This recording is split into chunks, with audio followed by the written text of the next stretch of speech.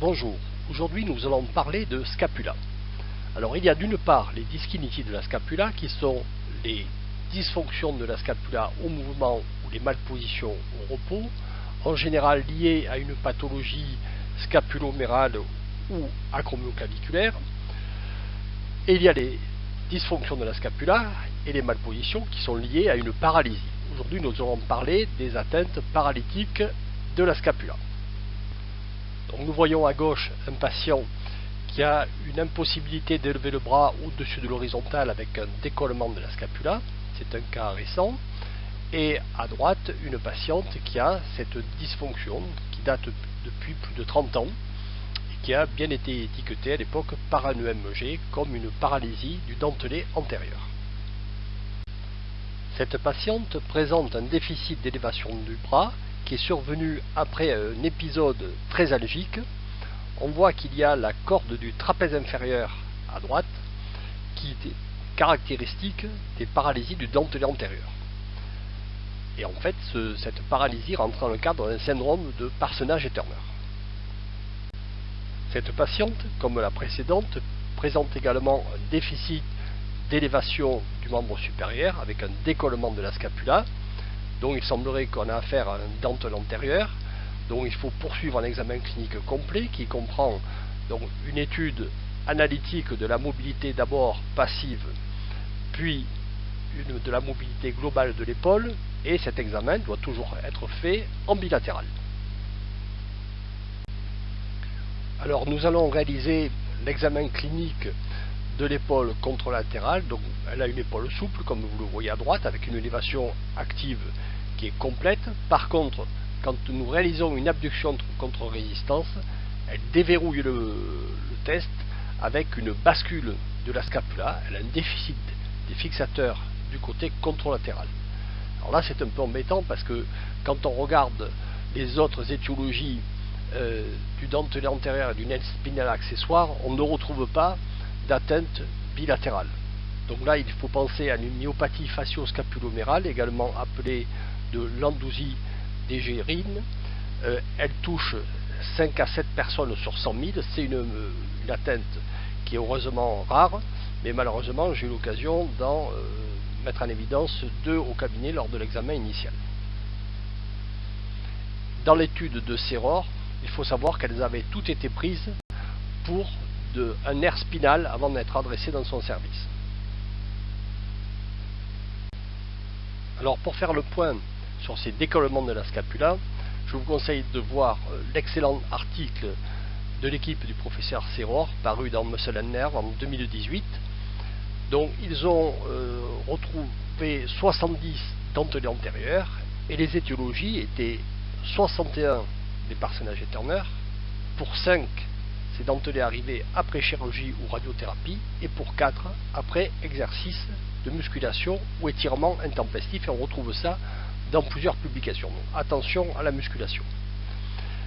Dans les causes de décollement, il y avait également des atteintes du nerf spinal accessoire, ils en avaient 39, 20 étaient dus à des Parsonage et Turner, et une des causes très fréquentes et une atteinte après chirurgie du triangle postérieur cervical, et là ils en avaient 13 et 6 de causes diverses.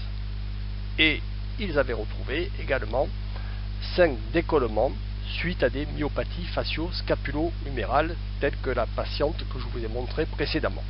Donc c'est une atteinte qui est heureusement pas fréquente, mais à laquelle il faut penser lors de l'examen de ces patients. Alors, dans son article, le professeur Seror insiste sur les retards de diagnostic et les diagnostics erronés. Il a fallu en effet attendre un EMG pour faire le diagnostic dans 39% des atteintes du nerf thoracique long, dans 94% du nerf spinal accessoire et dans 100% des myopathies facio-scapulo-humérales. Et 30% des atteintes du nerf spinal ont été prises pour des atteintes du dentelé antérieur, et toutes les myopathies avaient été prises pour des atteintes du nerf spinal. Alors qu'avec un examen clinique bien conduit, le dentelé sagittalise la scapula. Donc le test, c'est d'amener le bras en avant comme si on donnait un coup de poing. On peut rajouter une résistance ou demander au sujet de pousser contre le mur et la scapula doit rester plaquée. c'est ce que fait la dame en haut à gauche, alors que le nerf spinal avec le trapèze, au contraire, frontalise la scapula, il permet de serrer les épaules en arrière et de les hausser avec le trapèze supérieur.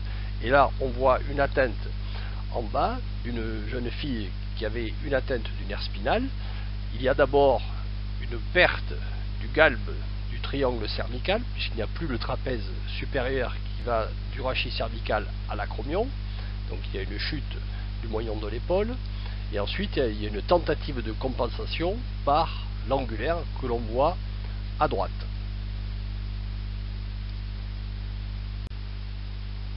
Alors nous voyons une patiente qui présente une atteinte du nerf spinal avec une paralysie du sternocléidomastoïdien et du trapèze.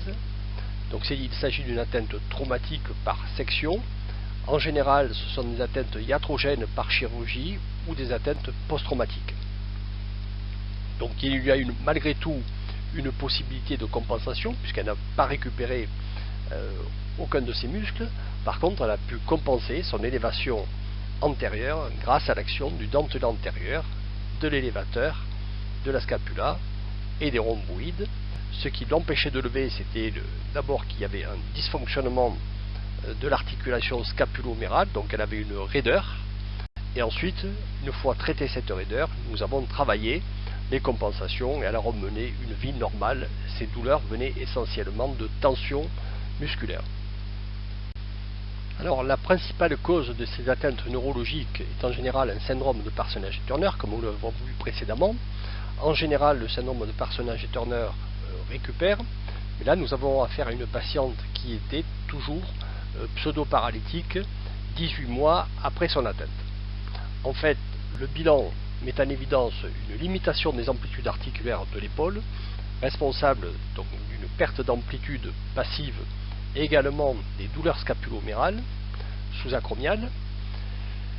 Mais tous les muscles sont présents. Par contre, elle est dans l'impossibilité de lever le bras en actif, alors qu'après traitement de ces raideurs, elle est souple en passif.